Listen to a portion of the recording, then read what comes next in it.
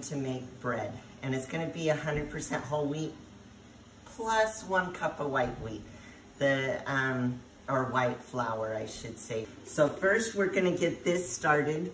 Now, the recipe calls for 7 cups. And if you'll look, I just measure 7 cups and then mark it on my pitcher and put bread. And so my kids can just fill it up for me and bring it over to me each time I do bread. So I'm gonna pour the water in, 2/3 cup of oil,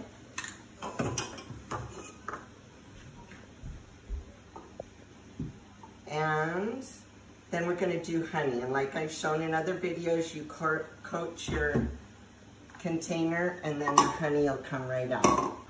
I use 1.5 cups of honey in my bread. You do not have to use this much honey, but it gives it a good flavor, and that's the way my family likes it. Okay, it says, on the recipe, it says 2.5 to 4.5 teaspoons of yeast.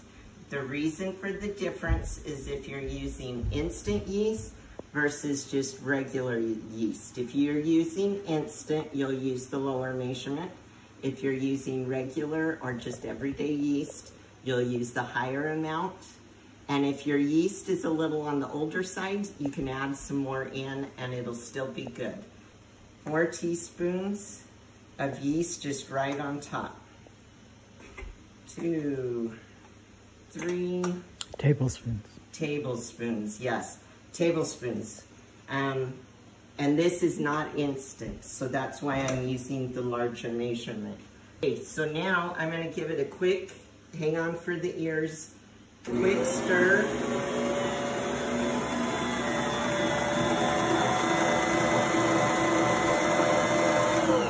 That's just to get the honey and all of it stirred up. Before we go any further, look how bubbly that is already. Can you guys see that? It's really bubbly. My yeast is developing very, very well. The recipe calls for gluten. So you can use gluten. It's called Vital Gluten. You can buy it at Walmart, you can buy it at Sprouts or wherever you may be. That just helps make it more elastic. Wheat is harder to work with because white flour has more gluten than whole wheat flour, and it takes longer to develop. And the gluten is what kind of makes it kind of gummy-like, so that when it stretches out, it can hold the air bubbles in that the yeast is making, and that's what makes it rise. So with whole wheat, it's harder to get that bubble and that raise in it if the gluten is not developed enough. Okay, so we're gonna continue this. We're going to put 1 cup of flour. 1 cup of white flour. My husband wanted me, I was gonna try and do it 100% whole wheat so you could see what it is, but it does make it easier to add just 1 cup of flour, or white flour, or a 1/2 cup to a full cup of gluten, Vital Gluten. So we'll put that in, and now we're gonna go up to 16, but we're not gonna go up to 16 cups of whole wheat flour right now. We are only going to go up to about 8. So let's count. 1, 2, 7. As you can tell, it's not exact measuring. I'm not doing this. Was that 8 or 9? 8. We'll stop there. Now, just for neatness, I don't know where my lid is, so I'm just gonna use the paper. I'm just gonna turn it on for just a minute.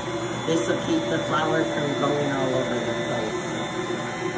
Okay, so now you can see it.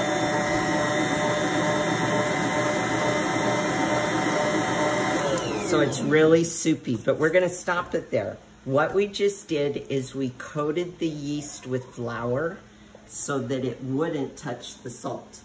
The salt kills yeast, so you don't want your salt and your yeast put in at the same time, because then you don't get as good of a rise on your bread. So I coated the yeast with the flour, and now I'm going to do 2 tablespoons of salt. That sounds like a lot, but it will not taste good. One time I left the salt out and it just did not taste good. I got a chunk in there. I'm trying to punch out. So you do want to have the salt, or it just does not have a good flavor. Just so you realize, I want you to listen that as I add cups of flour, you'll hear the motor change. And when it changes that sound, each time, it usually on a Bosch, at least my Bosch, 1 or 2 motor changes tells me I'm about getting enough flour. But there's better ways to tell than even the motor. So that was 8 cups of flour. So we're gonna go and add 1 at a time, 1 cup at a time, and we're gonna wait for it to clean the sides of the bowl and keep it clean for a few minutes.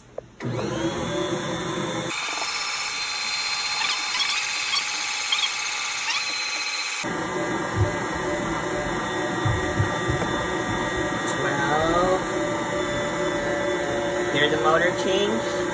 The motor change. Okay, look, it's still really, really, really runny. So we want to go more than that. So that's 12.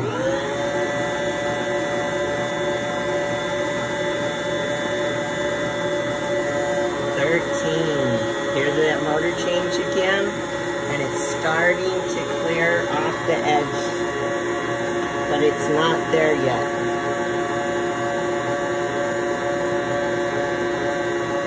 14, another motor change.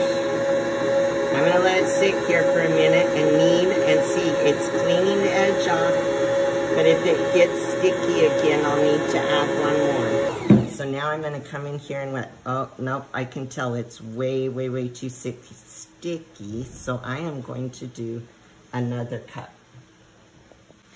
So here we go.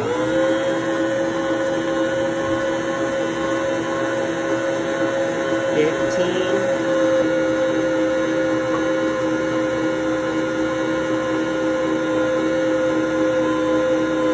I'm gonna add just a half a cup and see where we're at.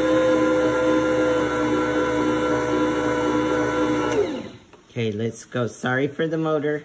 Okay, that is still sticky, but it's not like runny. You can see I can play with it and put it in a ball even though it sticks to my finger right there.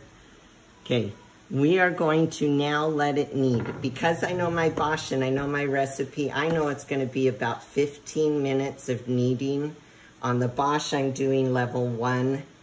We will show you in about 5 to 8 minutes, the midway, and I'll show you a secret if you know your bread is kneaded enough or not.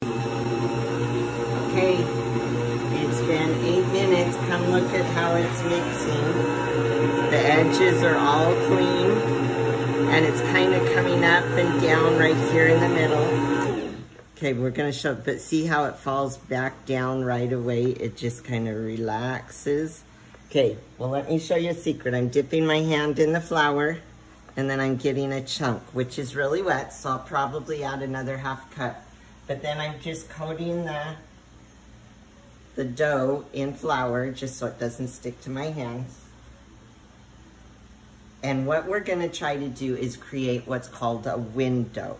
So you're gonna take your dough and you're gonna keep stretching it. You see how thin it is right there? That's what your window, but it's starting to break. So your gluten is not developed all the way. So it's developed some because it's stretchy, but it doesn't just do a see-through window. Okay, it's been an 8 minutes we checked it at, then another 8 minutes we checked it, now it's 4. Since I'm showing you guys, I'll go ahead and do a window one more time. So I coated it in flour so that I can do it. And yeah, it feels very nice, very soft. Can you see how it's not breaking? Now I'm being very careful, but you see that light? Can you see it up to the light? I want you to see that when you're making whole wheat bread, you need smaller pans. If you'll notice, this is a pan that my grandmother had and passed down to my mother and then to me, but they made white flour bread. And this pan is much wider. If you'll look, you can see just how much wider that is. White flour, like we said before, has a ton more gluten in it. and so it can develop gluten much better and span, the arch can span this bigger distance. But when it's whole wheat, it doesn't have as much gluten in it. So to span this bigger arch is much harder, and that's why you have a lot of whole wheat bread falling in the middle or not rising enough. So if you have skinnier pans, you'll want to do skinnier pans. Okay, now we're going to grease or oil the pans, and you can use oil or you can use butter. I prefer butter because the oil tends to run down the pan and then the bread sticks by the time I get it. So the good part about butter is this is just a clean napkin. This is the way my mother taught me when I was a kid. And you just grease the pan and you get in there and grease. But unlike oil, the butter is going to stay in place. So that's how you oil a pan. I'll go ahead and finish these pans and we'll see you back in a minute. Okay, so now I'm gonna take my Bosch. I'm gonna pull out the kneading bar. And now I'm gonna just pull this out, pull it up and over. Grease my hands a little. All right, let's come back to here. This is a 5 to 6 loaves. It depends on how big your loaves are. I coat the dough with oil from the table, and then I spread it out kind of evenly just to make it easier to cut. So I'm gonna cut it and just go down and cut it, grab the loaf, and cut it again. Okay, so my board is greased. I got the things. So I'm gonna go in from the things, then I'm gonna come back here, push my palm down and out. And this is mostly just shaping it. And then you're gonna do this and out. And then you've got it shaped. I'm gonna take it and then I'm gonna pound it. And this gets the bigger air bubbles. And look, it's all closed up there except for a little tiny bit. But you just close it up. And then my mother would always say, you tuck the baby in bed, you put it in your pan, you tip the corners, you kind of tuck it under there, and you tuck it under there, and then you're that. So you can do it just like that, and that's your pan, or if you want to make it decorative, you can cut a slice, which helps it open, or helps it rise a little more. We're gonna come in here, and we're gonna check and see if the bread is done. This is the easiest and most sure way to know that your bread, and just so that it's not messed up on the top, some bread stores put it on the top, but I do mine on the end. And let's see what it's at. It's about almost 200, so it's about 195, so that one's done. Let's see. I suspect this one is done, but I have had it where they had not been done, even though they've been side by side. Okay, so that one's right about 190.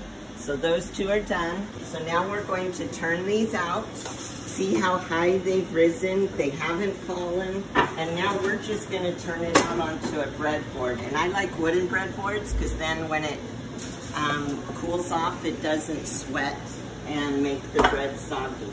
So I just give it a pound and shake it out, and look, it's beautiful golden brown all the way around.